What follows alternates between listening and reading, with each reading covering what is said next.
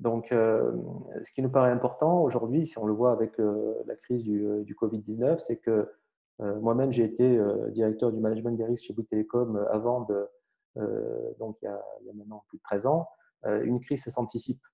Si on n'anticipe pas une crise, surtout quand elle est globale, on est confronté en fait aux problèmes que l'on a aujourd'hui. Euh, on connaît le modèle linéaire qui est qualifié par les anglo-saxons de cradle to grave, donc du berceau au tombeau. C'est la gestion de déchets, extraire, fabriquer, utiliser, jeter, vous connaissez ça. On est moins familier avec le côté cradle to cradle, c'est-à-dire du berceau au berceau, donc l'économie circulaire, parce que parfois on l'associe assez volontiers à la valorisation de déchets, où on l'a réduit au réemploi, alors qu'en réalité, il faut imiter la nature. Dans la nature, il n'y a pas de… La notion de déchet n'existe pas, tout est ressource.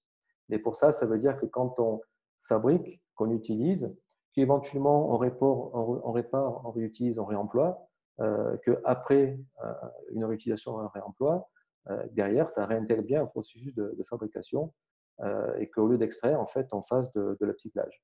Donc, le réemploi est une solution à court terme, mais derrière, qu'est-ce qu'il arrive en fait de ce qu'on a réemployé et de même, quand on parle de recyclage, qui est souvent du sous-cyclage, on a tendance plutôt à détruire de la valeur, enfin de la valorisation énergétique, à faire du gravat, des sous-couches routières avec du béton qui pourrait redevenir du béton. Ben, comment on peut continuer à maintenir une valeur, voire l'augmenter. C'est pour ça qu'on utilise le terme upcycler plutôt que recycler. Parce que si on n'est pas capable de maintenir ou créer de la valeur, on n'a pas un modèle économique qui permet de soutenir une véritable économie circulaire. Donc là, on est vraiment dans une approche biomimétique où on veut imiter la nature, où on veut collaborer tous ensemble pour vraiment créer des cycles les plus infinis possibles. Pourquoi je dis ça? C'est parce que je prends juste ce slide-là. Il est intéressant parce que on parle de la pénurie des masques, par exemple, aujourd'hui, mais personne ne se préoccupe de la pénurie des matériaux qui permettent de faire les masques ou l'eau qui est nécessaire pour ce travail-là ou pour les réanimateurs, etc. Or, en pratique, tout repose en fait sur de la matière. Je vous donne un exemple. Aujourd'hui, on veut remplacer les énergies fossiles que l'on dit non renouvelables par des produits qui permettent de fabriquer de l'énergie renouvelable. Donc, par exemple, des panneaux solaires. Mais le panneau solaire, il utilise en fait des matériaux, il utilise des métaux comme l'indium, par exemple. Et vous le voyez ici, là, en 5e position, on a à peu près moins de 20 ans de réserve en fait dans ce matériau-là qui n'est pas recyclé du tout. C'est une étude en fait de la Yale University. Donc, en gros, on est en train d'utiliser, de créer des produits technologiques pour remplacer des sources d'énergie dites non renouvelables, alors même que les constituants de ces nouveaux produits sont moins renouvelables que les énergies fossiles elles-mêmes. Donc, et ça concerne aussi le lithium. On a des années de recherche en fait de réserve, alors que ça rentre dans évidemment dans la fabrication des batteries. Alors, on peut toujours se dire qu'on trouvera des alternatives, qu'un métal reviendra remplacer un autre, mais au fur et à mesure, quand on aura fait le tour, quand on aura tout épuisé, on sera ennuyé, évidemment, et on aura une grosse crise qui induira en fait de gros problèmes en fait globaux. Vous connaissez l'importance du cuivre. Aujourd'hui, 35 à 40% du cuivre mondial est perdu pour les générations futures parce qu'il a été, on retourne les alliages, il a été pollué, etc. Et donc ça, c'est vraiment important de considérer que c'est maintenant qu'il faut anticiper cette pénurie de matière parce que là, quand on n'aura plus les matières nécessaires, on n'aura pas de plan B. Du coup, appliquer ça en fait dans le domaine du bâtiment, notamment donc quand on est dans le domaine en fait de la gestion du bâtiment, de la construction, de la rénovation, l'exploitation, comme c'est votre cas. Aujourd'hui en France, on construit annuellement environ 50 millions de mètres carrés. C'est stable, ça fait plusieurs années que c'est stable. Et ce qu'il faut savoir, c'est qu'un bâtiment, c'est un métabolisme lent, c'est-à-dire qu'il consomme beaucoup de ressources et que 75% de ses constituants en moyenne sont renouvelés plusieurs fois sur 30 ans. Alors, vous voyez, vous avez sur ce schéma-là, selon qu'il s'agisse des façades, des cloisons, du mobilier, évidemment, la périodicité est différente, mais il y a un nombre de cycles de remplacement de ces matériaux-là. Donc quand on construit un bâtiment et qu'on produit du déchet, il faut savoir que c'est renouvelé plusieurs fois jusqu'à 7 à 8 fois en fait pour par exemple le mobilier. On estime aujourd'hui que dans le coût global du bâtiment, le coût global en fin de vie du bâtiment revient à 3 à 4 fois le coût de construction initiale. Ceux qui sont intéressés par les sources, évidemment, je l'ai indiqué quelques-unes, mais elles seront disponibles. Vous pourrez aussi me les demander, bien sûr. Donc, pourquoi il faut construire de manière circulaire? Ben, pour toutes les raisons que j'ai commencé à évoquer, c'est qu'on construit beaucoup de mètres carrés en France. On a construit 1 milliard. On a aujourd'hui 1 milliard de mètres carrés de patrimoine en France stable, avec 50 millions renouvelés chaque année. Donc, des constructions de construction, ça fait 50 millions de mètres carrés de neuf chaque année ou de rénovation. On a à peu près 8 milliards et demi de mètres carrés de patrimoine en Europe et plus de 10 milliards en fait aux États-Unis. Donc, c'est une énorme consommation de matière. Et rien qu'en France, c'est 50 millions de mètres carrés, ça consomme à peu près 35% des matières premières. Ça produit aussi beaucoup de déchets, ça, on est bien au courant de ce sujet. 70% des déchets français pour ce qui concerne le BTP, alors même que la loi de transition écologique, énergie et croissance verte nous demande en fait de valoriser matière 70% d'entre eux. Aujourd'hui, si vous êtes intéressé aux travaux de déconstruction et aux chiffres qu'on vous remonte de soi-disant valorisation matière, vous avez des chiffres qui sont faux. On a audité pour de nombreux clients en fait on va dire la réalité de ce qu'il y a derrière les chiffres qui sont annoncés quand il y a des certificats qui sont remontés. C'est juste vraiment n'importe quoi. Donc aujourd'hui, comme on ne sait pas faire, en fait, on prétend. Et l'idée de ce genre de webinaire et pour sortir du monde de crise dans lequel on est, c'est de cesser de prétendre pour se connecter à la réalité et avoir des feuilles de route connectées à la réalité pour améliorer notre empreinte carbone, notre empreinte ressources, etc. Et également, un bâtiment, c'est 26% des émissions directes de CO2. Donc, direct, ça veut dire tout ce qui est énergétique et tout ce qui a servi en fait, à amener cette énergie en fait, ou ces matériaux chez nous, mais ça n'inclut pas ce qu'on appelle le scope 3, au sens de l'article 173 en fait, de la loi TECV, qui est toute la partie, l'empreinte carbone, le carbone gris qu'on va trouver dans les produits, qui est lié à leur extraction jusqu'à leur fabrication. Donc, l'idée, c'est vraiment de passer d'un modèle linéaire qui est aujourd'hui source de gaspillage. Aujourd'hui, en fait, on gaspille beaucoup. Alors, on a conscience du gaspillage alimentaire, alors que le gaspillage dans le domaine du bâtiment, qui est beaucoup plus large, comme on le voit, en masse et en volume, en fait, n'est pas vraiment conscientisé aujourd'hui. Donc, on produit beaucoup de déchets et ça a un coût considérable pour les propriétaires. Alors même que beaucoup de ces valeurs, de ces produits usagés ont une valeur économique résiduelle. Donc, l'idée, c'est de passer de ce modèle linéaire à un modèle circulaire, où justement on va faire une gestion des ressources. C'est-à-dire que dès le départ, on va, lors de la construction du bâtiment, penser notre bâtiment pour que les ressources puissent être réemployées ou upcyclées en fin d'usage. Du coup, non seulement elles pourront rentrer dans un cercle vertueux le plus circulaire possible, mais en plus, elles peuvent être source d'économie, voire de nouveaux revenus. C'est ce dont je parlerai un peu plus loin. L'avantage de ça, c'est que ça permet du coup de pouvoir régénérer davantage de produits du bâtiment. Aujourd'hui, on a des exemples où on peut régénérer jusqu'à 82% des produits qui constituent un bâtiment. Et on a fait des calculs de valeur ajoutée recouvertes en fait par les exploitants. Et on peut aller en hypothèse basse entre 1 et hypothèse haute 15% du coût d'acquisition matière initiale, à partir du moment où ces produits sont bien caractérisés et qu'on leur trouve des bons débouchés, j'en parlerai après. L'économie circulaire, ça inclut aussi la santé. C'est parfois oublié. Ça n'a aucun sens de faire circuler en boucle des produits polluants. Donc, il faut penser aussi lors des choix des matériaux, des produits qui vont par exemple contribuer à l'amélioration de la qualité de l'air intérieur. Il y a des études qui prouvent qu'on peut améliorer la performance des usagers de 6 à 9%. Là aussi, je pourrais vous donner, si vous souhaitez, les études qui en parlent. Et ça, c'est important parce qu'on peut aussi arriver à monétiser finalement les qualités, les matériaux de qualité qui sont mis dans le bâtiment, notamment pour améliorer la performance des usagers. Alors, comment on fait? Comment on s'y prend? Ça, c'est le principe, mais comment on fait concrètement? La première chose, c'est qu'il faut construire un bâtiment ou le rénover selon un principe de banque de matériaux. Ce principe de banque de matériaux, c'est un principe qu'on a inventé il y a 7 ans dans le cadre d'un projet européen qui s'appelle BAMB, Building as a Material Bank. Donc, à l'époque, je faisais partie de PEA, qui est un des organismes fondateurs du Cradle to Cradle. Et selon ce concept-là, qu'est-ce que c'est une banque de matériaux? C'est finalement un bâtiment qui est rénové ou construit pour être le plus démontable possible. Alors évidemment, ça a des impacts positifs sur la flexibilité, la réversibilité, mais ça permet aussi de pouvoir déposer plus facilement des produits usagés. Du coup, de baisser leurs coûts et du coup, de contribuer à avoir des modèles économiques qui pourront soutenir une économie circulaire.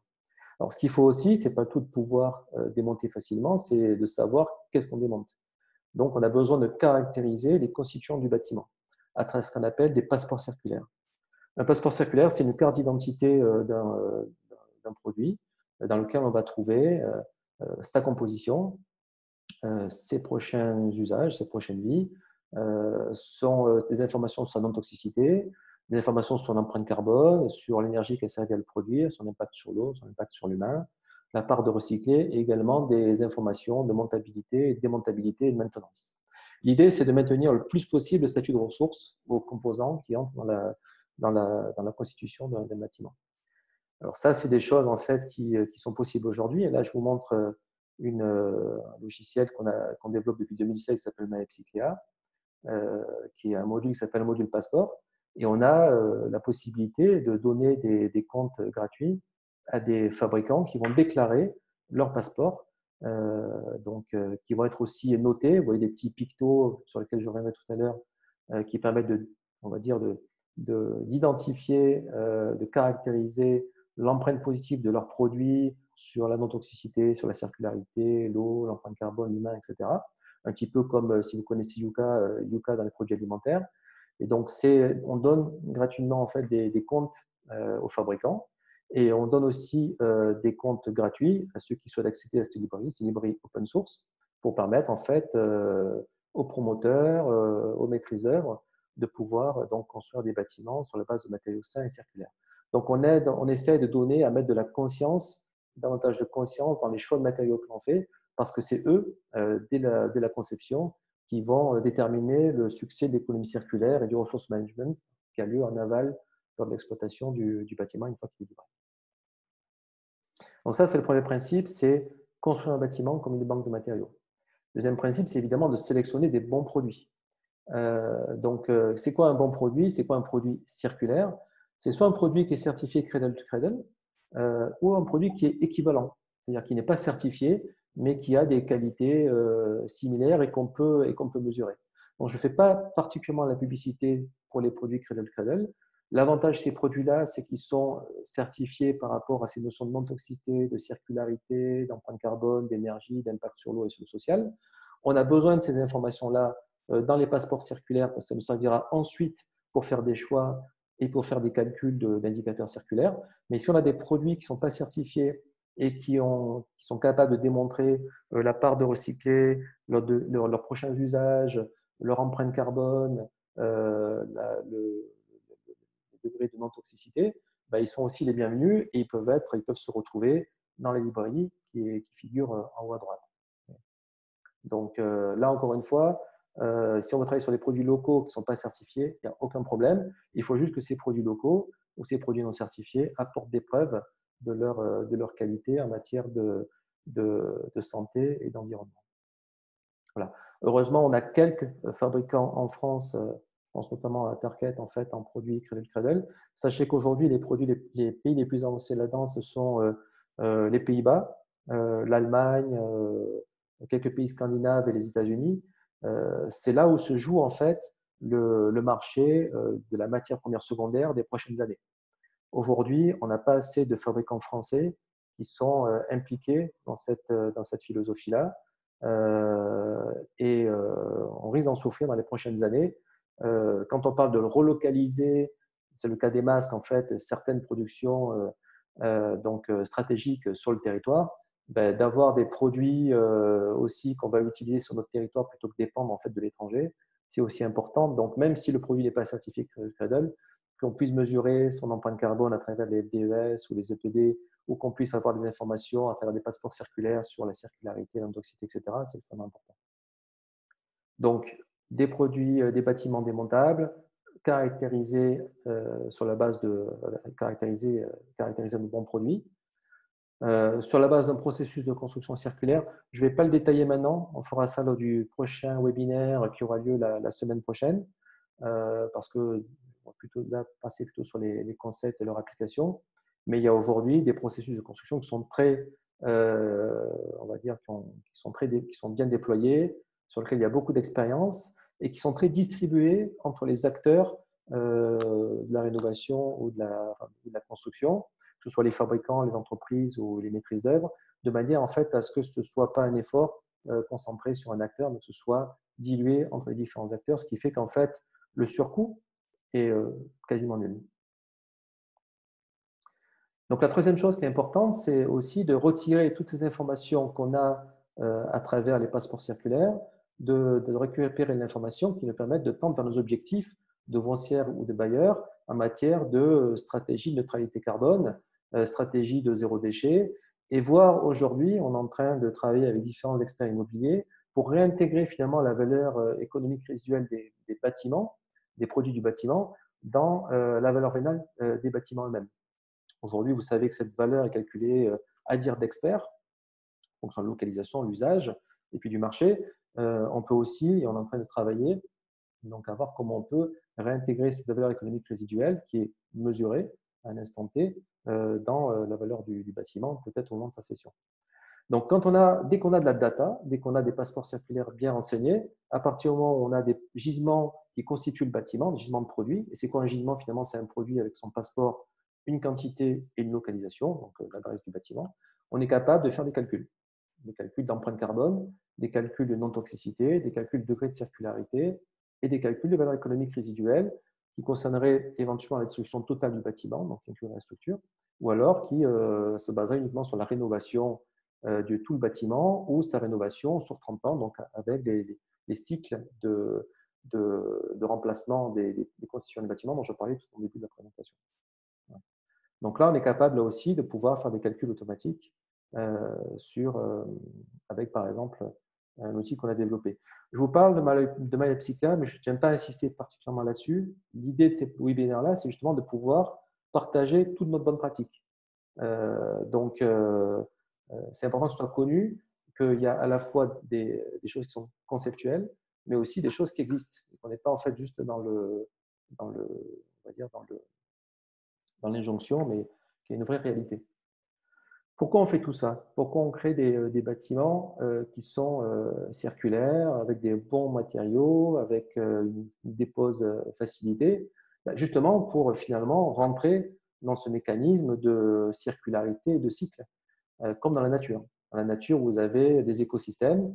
Vous avez, si je prends l'exemple, au printemps, un arbre, il perdra ensuite ses feuilles, donc on aura un gisement de feuilles. Mais j'ai besoin de micro-organismes pour décomposer ces feuilles dans les nutriments qui vont être consommés par la faune ou par la flore.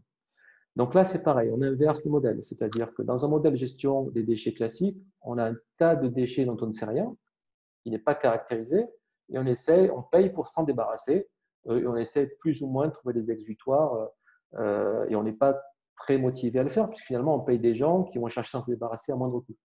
Ici, on inverse la problématique, en fait. Et donc, on inverse le marché. On dit qui a besoin de ressources, que ce soit des produits réemployables ou des matières premières secondaires. Ce sont ces gens-là qui vont pouvoir, parce qu'ils y sont motivés, financer la boucle économique circulaire, à condition, bien sûr, que ça réponde à la qualité et aux attendus par ces gens qui ont les besoins.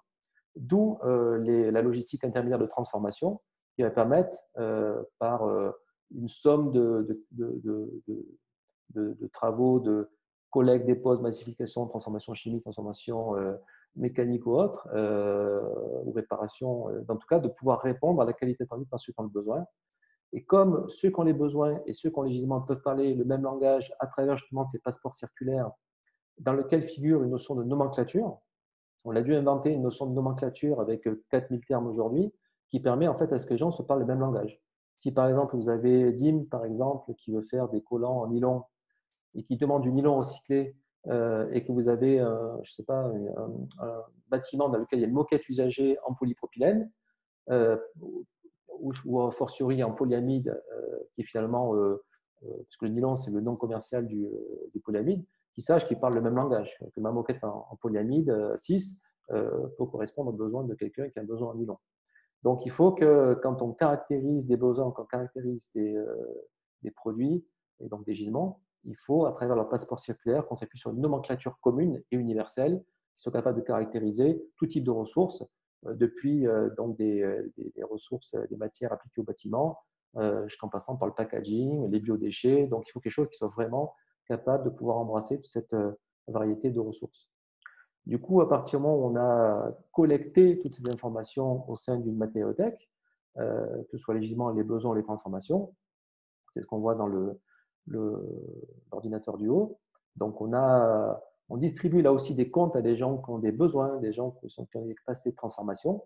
On a un logement, et ces gens qui ont des comptes gratuits où ils vont définir leur transformation, définir leurs besoins, d'ailleurs, on est capable de pouvoir, en utilisant des algorithmes intelligents, pouvoir faire des associations, parce qu'on va être confronté à une grande complexité, et la manière de résoudre cette complexité, c'est d'utiliser des technologies d'intelligence artificielle symbolique, donc des règles qui vont dire si on a un client qui veut du nylon régénéré, on sait qu'on peut en fait aller chercher des filets de pêche usagés ou des moquettes en polyamide usagé, parce que via une transformation de type dépolymérisation, on peut répondre à ce besoin-là et reproduire indéfiniment des moquettes à partir de moquettes ou des filets de pêche ou des collants en nylon à partir de moquettes en polyamide.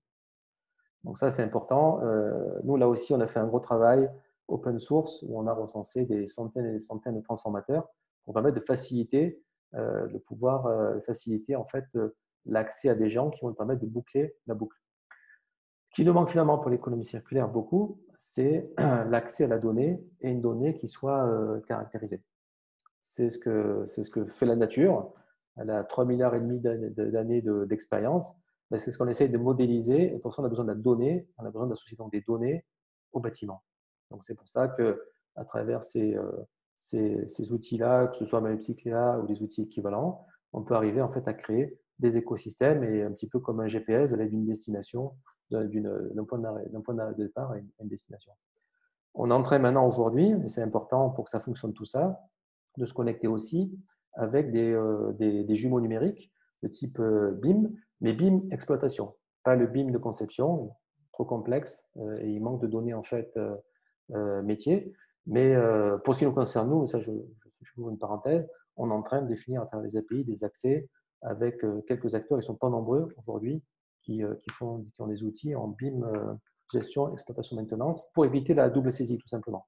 C'est-à-dire que si je saisis de l'information dans mon BIM, et bien derrière, je peux, en exploitation, je peux la transférer automatiquement par synchronisation dans un outil comme Mappsicléa. Et derrière, du coup, ce qu'on appelle le responsable écosystème peut, depuis son cockpit où il voit les besoins, les gisements et les transformations, aider en cela par des algorithmes d'intelligence artificielle, faire des associations, pouvoir vérifier, puisque tous les acteurs sont connectés à travers leur compte à la plateforme, si le gisement est bien toujours disponible et si je peux le réserver, en envoyant une notification à l'acteur concerné.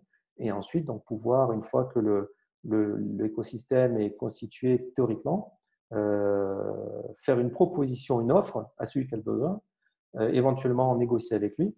Et quand donc le responsable d'écosystème, donc le propriétaire de la ressource finalement, en tout cas celui qui travaille pour le compte propriétaire de la ressource, est d'accord avec celui qui a le besoin, suivre l'acheminement effectif des matières à travers là aussi la plateforme et la confirmation de chacun des acteurs intermédiaires pour éviter que ça finisse en fait à l'export ou dans d'autres schémas type enfouissement pour du plâtre par exemple, alors même qu'on a de très bonnes filières de plâtre, en fait, de régénération du plâtre chez Saint-Gobain ou chez Signat, par exemple.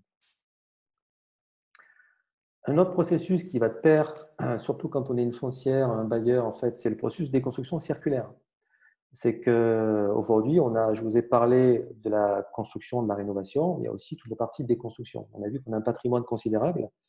Alors, évidemment, aujourd'hui, tant qu'on n'a pas encore ma base associée à mon bâtiment, banque de matériaux, je vais devoir m'en remettre en fait à des diagnostics ressources, lesquels vont aller avec difficulté essayer de récupérer des informations dans des DOE qui sont souvent pas très complets, ou alors pire en fait dans des bâtiments qui sont beaucoup plus anciens sur lesquels j'ai pas beaucoup d'informations. Malgré tout, le fait de pouvoir les caractériser avec des passeports circulaires du mieux possible, du mieux qu'on peut, permet justement de pouvoir derrière en ayant recensé en fait ceux qui ont des besoins et des transformations, de pouvoir faciliter ce travail à travers une matériothèque circulaire. Demain, si on commence d'ores et déjà, et il y a certains promoteurs et foncières qui ont commencé ce processus de bâtiment circulaire depuis quelques années, demain, on n'aura plus besoin finalement de faire le diagnostic ressources puisqu'on aura l'information directement dans la vie du bâtiment, dans une matériothèque circulaire centralisée. C'est ce qu'on appelle le ressource management. Et c'est le ressource management qui permettra, avec l'aide de différents acteurs, de pouvoir boucler la boucle.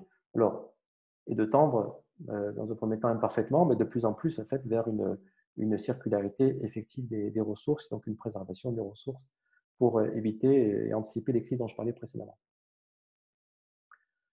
Aujourd'hui, il y a déjà quand même pas mal de bâtiments qui sont lancés dans cette approche-là.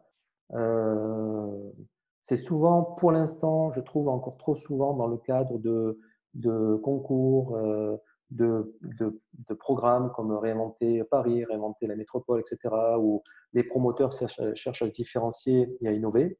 Je trouve que pour l'instant, les foncières, les bailleurs, enfin, il y en a quelques-uns, hein, ne sont pas suffisamment emparés de ça pour l'intégrer dans leur feuille de route et dans leur processus. Donc, on est plutôt, pour l'instant, sur encore des opérations que je trouve plutôt ponctuelles.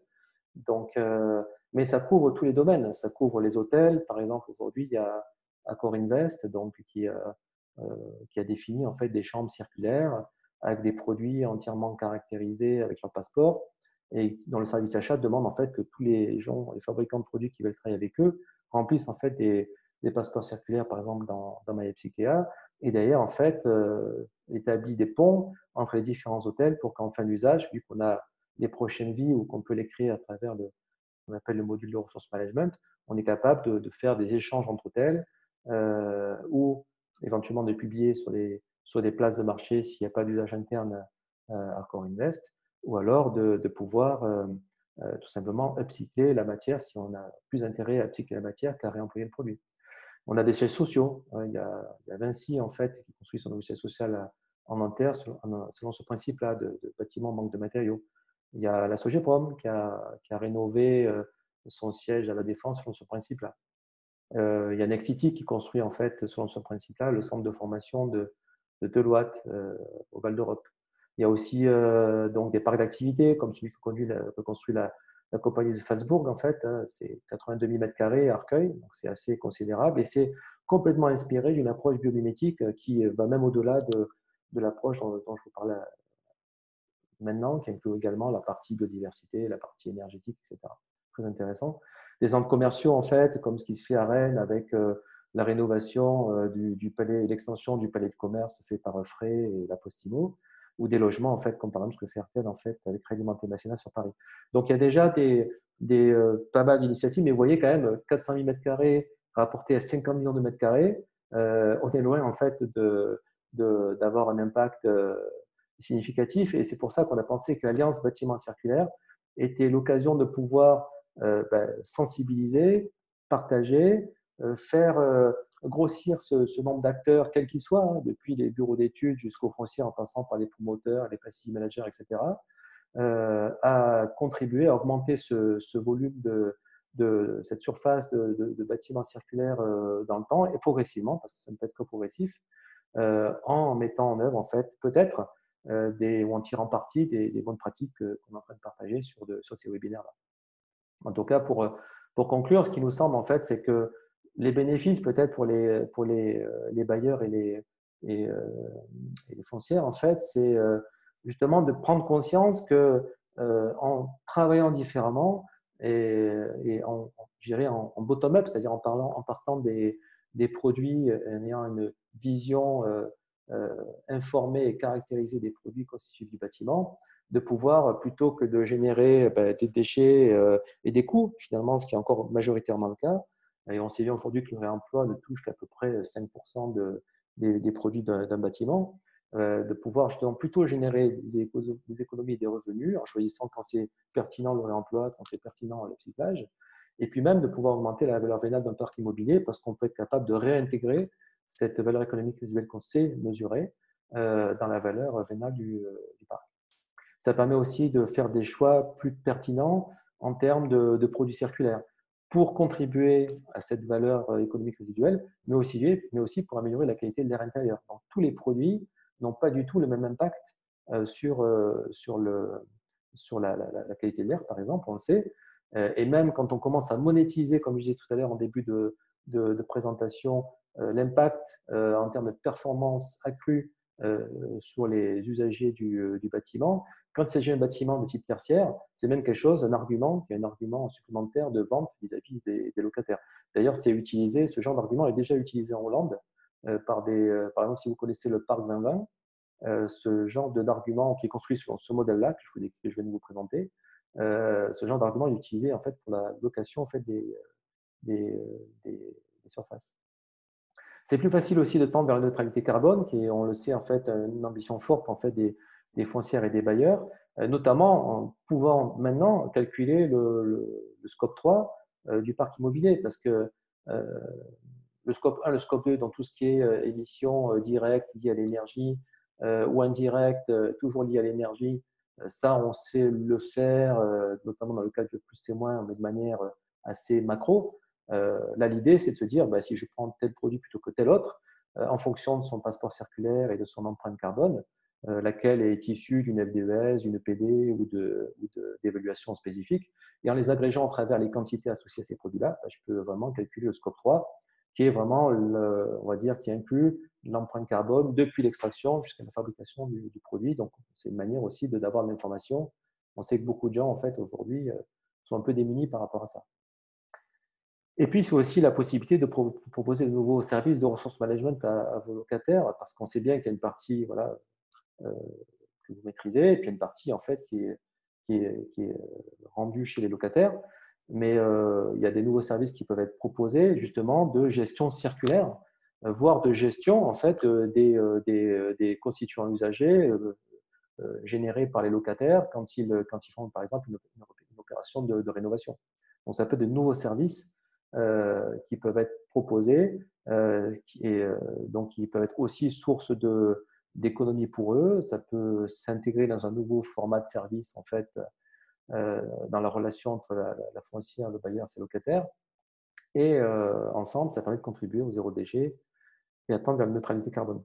Donc voilà, on est face à un foisonnement d'innovations possibles, économiques, contractuelles, techniques.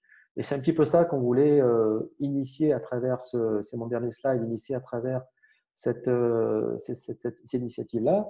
Donc, si vous êtes intéressé à rejoindre l'Alliance, la participation est encore gratuite, il n'y a pas de membership, il n'y a pas de participation payante, il n'y a rien. C'est sans condition. Vous pouvez être juste passif ou actif, mais ça serait super en fait que si vous avez des besoins, des bonnes pratiques, des expériences, des démonstrateurs, des compétences, des produits, qui que ce soit, quel que soit votre rôle d'acteur et quels que soient vos partenaires voilà, dans cette approche circulaire, ben, que vous puissiez en fait dire, ben, nous aussi, voilà, on a envie de rejoindre une alliance pour pouvoir contribuer à créer des bâtiments circulaires. On pourrait, par exemple, mais ça a décidé, on pourrait mesurer chaque année la part de bâtiments qui sont construits sur ce principe-là et peut-être communiquer autour de ça pour en inspirer d'autres en fait à se mettre à de bonnes pratiques circulaires parce qu'on en a bien besoin pour anticiper cette crise des matières.